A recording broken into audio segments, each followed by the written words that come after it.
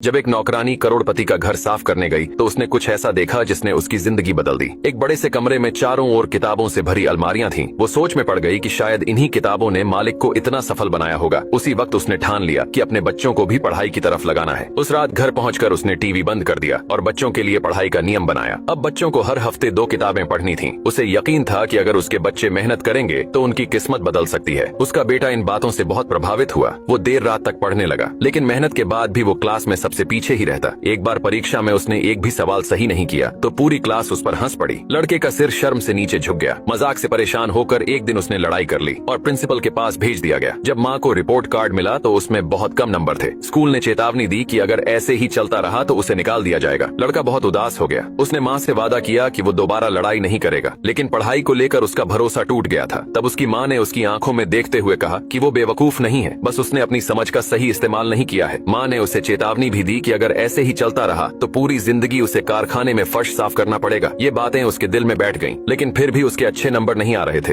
एक दिन माँ ने गौर किया कि उनके बेटे को दूर का साफ नहीं दिखता। जांच कराने पर पता चला कि वो बहुत कमजोर नजर वाला है। माँ ने अपनी बचत से उसे चश्मा दिलवाया। अब पहली बार उसे ब्लैक बोर्ड साफ दिखने लगा और किताबें पढ़ना आसान हो गया। धीरे धीरे उसके नंबर बढ़ने लगे। अब लड़के को पढ़ाई से लगाव हो गया। वो देर रात तक लाइब्रेरी में पढ़ता, यहाँ तक कि बाथरूम में भी किताबें ले जाता। जल्द ही उसके ग्रेड तेजी से सुधरने लगे। जब उसने पहली बार ए ग्रेड लाकर माँ को दिखाया तो माँ ने शांति से कहा कि अगर दूसरे कर सकते हैं तो तुम भी कर सकते हो और उससे भी अच्छा कर सकते हो। यही बात उसके लिए सबसे बड़ी प्रेरणा बन गई। कुछ सालों में वही लड़का जो कभी कक्षा में सबसे नीचे था अब सबसे ऊपर आ गया। उसे स्कूल के टॉपर का अवार्ड लेने के लिए मंच पर जाते देखकर उसकी माँ की आंखें गर्व से भर आईं।